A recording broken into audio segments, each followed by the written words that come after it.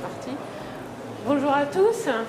Bonjour d'être venus nombreux. Je vous propose, notre objectif aujourd'hui, c'est de vous présenter le métier d'ingénieur. Pourquoi devenir ingénieur? D'abord, je vais me présenter, puis je vais laisser mon collègue se présenter aussi. Donc, je suis Emmanuelle Rouault, je suis directrice des études à l'Université de Technologie de Troyes. Et puis, je suis professeure en mécanique aussi à l'université. Très bien, bonjour à tous, je suis Serge Odoff, directeur adjoint de l'ESI-Reims, l'école supérieure de Reims, et je suis également enseignant en maths et physique.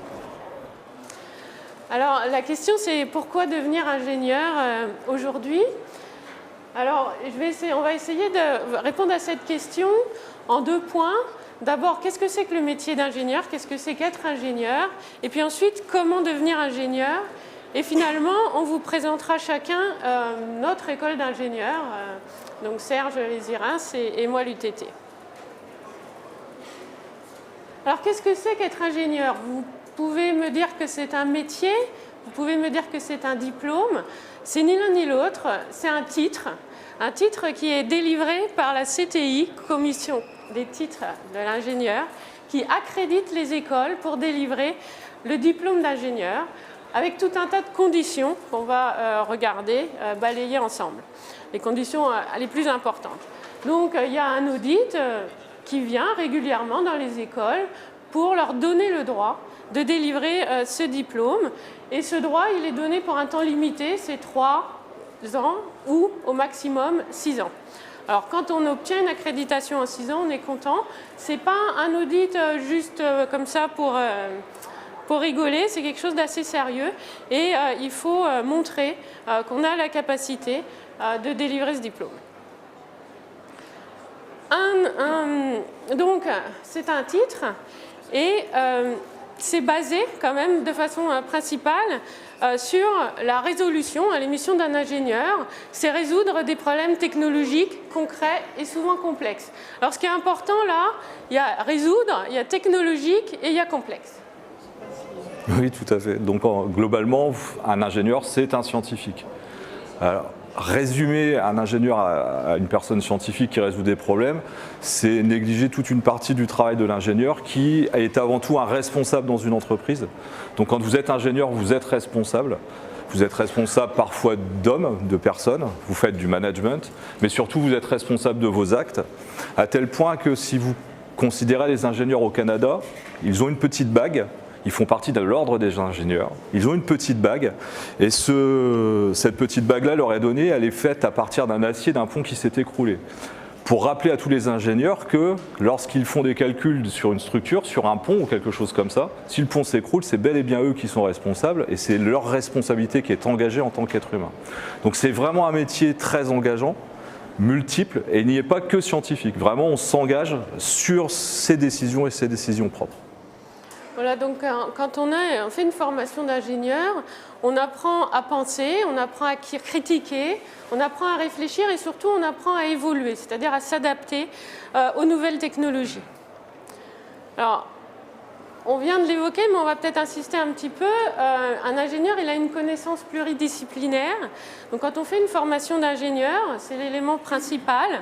On a fort partie des programmes des formations en sciences, une bonne partie en théorie, en mathématiques, en physique, et puis après une autre partie en technologie. Alors la technologie, qu'est-ce que ça va être? Ça va être l'informatique, ça va être calculer comment on va résister un pont, qu'on vient d'évoquer ici. Ça va être aussi faire de la logistique, de la robotique, etc. Et puis, il y a aussi une partie culture générale, c'est-à-dire qu'il va falloir savoir manager, travailler avec des équipes, échanger avec des gens qui sont des directeurs de ressources humaines, qui sont en communication, qui sont des artistes, par exemple en génie civil, des architectes, etc. Alors en termes de pourcentage, on va dire que ça et ça représente un tiers et un tiers. Alors après, ça dépend des écoles. Je suis tout à fait d'accord. Des points très importants, par exemple en culture générale, on ne vous cachera pas que l'anglais est fondamental dans toutes les écoles d'ingénieurs. Vous pouvez être excellent en maths, physique, chimie, n'importe quelle science. Si vous n'avez pas un minimum, par exemple, au TOEIC, donc un diplôme d'anglais ce qui est chez nous de 785, donc c'est un niveau déjà assez poussé, vous ne serez pas ingénieur, tout simplement, même si vous êtes très bon en maths et en physique. C'est une condition sine qua non. Donc la culture générale est loin d'être négligée, elle est fondamentale. Le métier d'ingénieur est en général concentré sur ce qui se passe dans les entreprises et les grosses industries. La plupart des ingénieurs travaillent dans le monde industriel et l'entreprise, mais le métier d'ingénieur est très très multiple. Et vous allez trouver des ingénieurs qui vont être plutôt en management, qui vont être plutôt au niveau international, qui vont être en génie civil, qui vont être dans les services. Donc c'est un diplôme qui va vous permettre d'aller vers tout un tas de métiers différents, sachant que l'entreprise correspond à peu près à 80-90% des personnes qui sont ingénieurs travaillent dans le monde de l'entreprise. Donc c'est essentiel dans les formations de bien connaître ce monde industriel. Pour résumer, d'ailleurs, toutes les écoles d'ingénieurs proposent des stages, les proposent, mais ces stages sont obligatoires.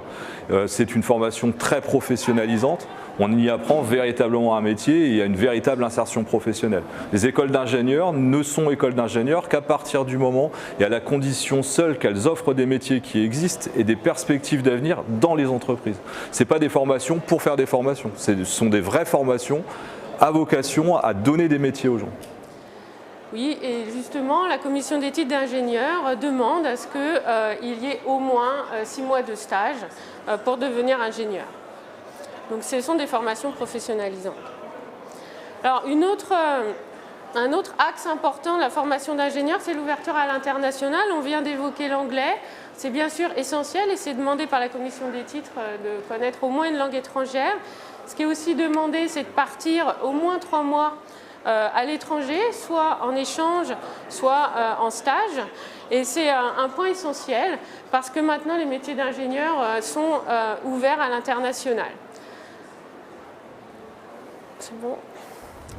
Alors les différents domaines. Alors il faut insister sur le fait qu'il n'y a pas un métier d'ingénieur, hein, on l'a déjà dit mais je le redis, ils sont multiples et vous avez ici quelques exemples de domaines de l'ingénierie. Donc l'informatique, la biologie, les matériaux, les systèmes urbains, la mécanique, le génie des procédés, le génie des systèmes industriels et l'énergie. Alors on n'a pas le temps là de balayer ces différents domaines, mais je vous invite à aller sur les stands de chacune des écoles qui sont présentes ici, vont pouvoir développer leur domaine spécifique d'expertise.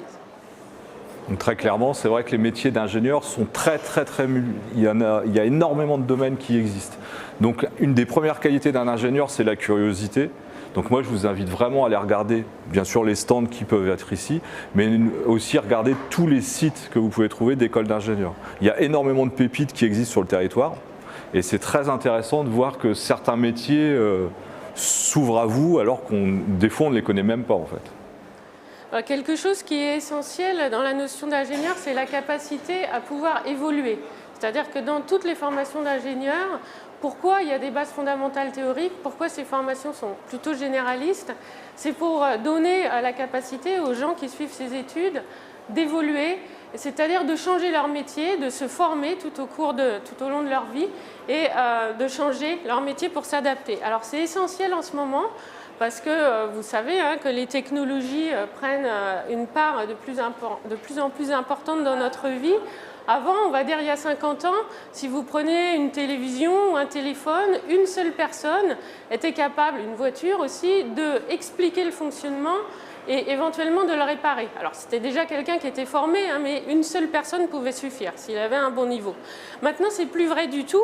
Vous prenez cet ordinateur, il y a tout le côté informatique qui vous permet évident, mais il y a aussi tout le côté matériaux, par exemple l'écran. Vous prenez un écran de téléphone ou d'ordinateur. Rien que ça, c'est une technologie très compliquée qui a nécessité une mise au point avec l'intervention de plusieurs personnes. Donc dans la dimension du travail de l'ingénieur maintenant, il y a à la fois toutes ces connaissances scientifiques et technologiques, mais aussi la capacité à interagir avec les autres domaines. Et ça, c'est plutôt nouveau, on va dire que ça fait 20-30 ans que c'est là. Et toutes les écoles maintenant insistent beaucoup sur ce côté-là. Et il y a l'importance de la formation généraliste qui permet de comprendre, d'accepter, de continuer à se former et d'évoluer vers des métiers qui certainement n'existent pas aujourd'hui. C'est-à-dire que normalement, un ingénieur, il sera capable dans 20 ans de prendre un métier en informatique ou en technologie qu'on n'a pas pu définir encore aujourd'hui. Alors maintenant, on va se concentrer un petit peu sur comment devenir ingénieur, parce que là, on a parlé du métier, mais c'est important, quand surtout on est au niveau du bac, de choisir ses études. C'est aussi essentiel. Un diplôme d'ingénieur, ça prend 5 ans pour se former un diplôme d'ingénieur. Donc comment devenir ingénieur, c'est les 5 prochaines années. C'est important en tant qu'élève, en tant que lycéen, que vous vous disiez, bon, dans 5 ans je serai ingénieur, mais entre les deux, qu'est-ce que je vais faire? Il faut que ça me plaise pour ne pas être en situation d'échec. Alors la première chose, alors forcément j'ai mis UT parce que moi je suis de l'UTT, mais pour devenir ingénieur, vous pouvez intégrer une école d'ingénieurs qui forme des ingénieurs en 5 ans. C'est-à-dire qu'après le bac, on peut rentrer dans une école d'ingénieurs. Alors les universités de technologie, à Troyes, à Compiègne ou à Belfort-Montbéliard, mais il y a aussi les INSA, il y a aussi beaucoup d'autres écoles qui permettent de devenir ingénieur en 5 ans. Vous pouvez faire une école préparatoire, puisque la plupart toutes les écoles préparatoires, surtout celles qui sont listées ici, préparent aux écoles d'ingénieurs. Vous pouvez faire un IUT, et ça c'est peut-être un peu moins connu. Pour rentrer dans une école d'ingénieurs en moyenne, il faut être dans le premier quart d'une classe de terminale scientifique. Et surtout, ce qui est important, c'est de ne pas être en échec. Donc, si vous avez un peu peur de ne pas réussir en école préparatoire ou dans des écoles, faire un IUT, ça permet d'avoir une réussite scolaire intéressante et rentrer dans une école d'ingénieur ensuite. On peut aller à l'université, faire une licence. Et puis, on peut faire un BTS, On peut aller dans un IUT faire une licence. Et là, directement, vous allez ensuite pouvoir intégrer une école d'ingénieurs, donc une UT ou une autre école d'ingénieurs qui forme en 3 ans. Alors les écoles d'ingénieurs prestigieuses qu'on a vues tout ce matin, après quand les personnes ont présenté les écoles préparatoires, l'ENSAM, l'école polytechnique, etc., c'est une école préparatoire et 3 ans d'études ensuite. Alors nous c'est la même chose, par exemple, on recrute des classes préparatoires, des DUT et des licences. Une chose qui est fondamentale, outre le niveau scolaire et le niveau, je dirais en maths et en physique, bien entendu, on va regarder ces dossiers-là, ça c'est une évidence. On a des entretiens également, donc on a vraiment des entretiens comme des entretiens d'embauche. Et une des choses fondamentales, c'est la personnalité. C'est vraiment pourquoi vous êtes là, quel est votre projet et qu'est-ce que vous voulez faire. On est capable parfois de refuser un étudiant qui est très très bon, mais qui ne pourra pas forcément s'intégrer dans notre école parce qu'il est peut-être trop réservé. Mais par contre, on va favoriser vraiment des personnalités, des gens qui en veulent, en fait, des gens qui ont vraiment envie d'intégrer ça. C'est vraiment la part de motivation qui va être fondamentale. Donc il y a tous ces aspects-là aussi à prendre en compte. Alors il y a aussi une autre façon de devenir ingénieur qui n'a pas à négliger non plus. C'est un BTS, ce n'est pas forcément une voie classique. Ensuite, on a une année de préparation, de transition, et on peut intégrer une école d'ingénieur. Alors toujours, là j'ai mis l'UTT parce que moi je suis de l'UTT, mais c'est vrai pour beaucoup d'autres écoles d'ingénieurs. Alors donc, pourquoi vouloir devenir ingénieur? Je pense qu'on a un petit peu répondu aux questions. D'abord, c'est pour trouver un métier qui est intéressant, mais on a essayé de le dire, les métiers sont multiples. Donc, si vous savez que vous êtes intéressé par les domaines scientifiques et technologiques, mais vous ne savez pas encore exactement ce que vous voulez faire, essayez de faire des études d'ingénieur. C'est s'ouvrir des portes, vous ne vous enfermez pas. Et puis, c'est la garantie de trouver un emploi, parce qu'en ce moment, on est plutôt au niveau international en manque d'ingénieurs. Il y a des besoins énormes, quelle que soit la technologie. Donc, toutes les écoles d'ingénieurs forment des étudiants qui trouvent un emploi derrière. Et ça, je dirais, c'est un peu pour les parents. Le premier point, c'est on trouve un métier intéressant. Le deuxième point, c'est pour faire des études passionnantes. Ça vous concerne plus. Je vous ai dit, c'est 5 ans d'études. Donc l'important, c'est de choisir ce qui va se passer dans les 5 ans pour pas être en situation d'échec et bien réussir vos études avec quelque chose qui vous intéresse. Alors pour rebondir sur les études passionnantes, si vous regardez un petit peu, encore une fois, je vous invite à venir dans les journées portes ouvertes de mon école et des autres, peu importe. Allez voir un peu ce qui s'y passe. Les études sont pas rébarbatives du tout. Énormément d'associations existent. Il y a énormément de cas qui sont étudiés par projet. Ce sont des industriels qui proposent des projets. Vous résolvez des problèmes pour des industriels qui sont prestigieux. Il y a même de l'argent en jeu. Il y a du vrai challenge. Il y a de la récompense même pour les étudiants. Et je pense qu'à l'UTT, comme chez nous, en fait, les étudiants viennent vraiment avec plaisir. C'est-à-dire que c'est plutôt nous d'ailleurs qui leur disons des fois sortez de l'école, il faut rentrer chez vous, aller faire autre chose, parce qu'ils s'amusent vraiment. C'est-à-dire ils ne s'ennuient pas, ils travaillent avec beaucoup de plaisir. On a pas mal de moyens également. On a la chance dans les écoles d'ingénieurs d'avoir la taxe d'apprentissage. Les industriels nous donnent de l'argent, c'est un impôt qu'ils doivent verser, et donc on en bénéficie, ce qui nous permet quand même d'acheter du matériel souvent qui est très intéressant et souvent à la pointe en fait. Donc on propose aux étudiants des études vraiment passionnantes, ouais, je suis d'accord. Alors la suite du programme, il ne reste pas beaucoup de temps, mais on voulait vous présenter un petit peu les 2 écoles, les IRINS et l'UTT. Alors rapidement, je vous disais qu'il y avait plusieurs métiers possibles, il y a énormément de métiers pratiquement, et donc ce qui reflète ça, c'est les écoles d'ingénieurs. Donc regardez bien les écoles d'ingénieurs, elles sont très diverses. Vous avez des grandes écoles généralistes, vous avez des écoles de niche qui proposent des métiers un petit peu particuliers, vous avez des écoles très très grandes, vous avez des écoles plus petites, plus familiales, vous avez des écoles privées, des écoles publiques, donc qui coûtent plus ou moins cher pour les parents. Nous, on est plutôt situé sur l'école de niche, par exemple. On a 2 filières qui sont assez spécialisées, la filière emballage conditionnement. Donc là, on va travailler pour la cosmétique, pour l'agroalimentaire, tout ce qui va être emballage. C'est une école de matériaux. Comment je fabrique un emballage, je choisis un matériau. Comment je fais un flacon de parfum, il y a du verre, du plastique. Voilà, il y a un peu de chimie, il y a toute cette partie-là. On a une filière un peu plus générale qui est énergétique, qui va traduire l'énergétique du bâtiment, l'énergétique dans les entreprises. Donc c'est très porteur à l'heure actuelle. Encore une fois, on est filles, on est garçons. Nous, par exemple, l'emballage conditionnement, on a quelque chose comme 70% de filles dans nos promotions. Donc on est très ouvert aussi aux jeunes filles. On dit toujours qu'il n'y a pas assez de femmes dans les écoles d'ingénieurs et c'est complètement vrai.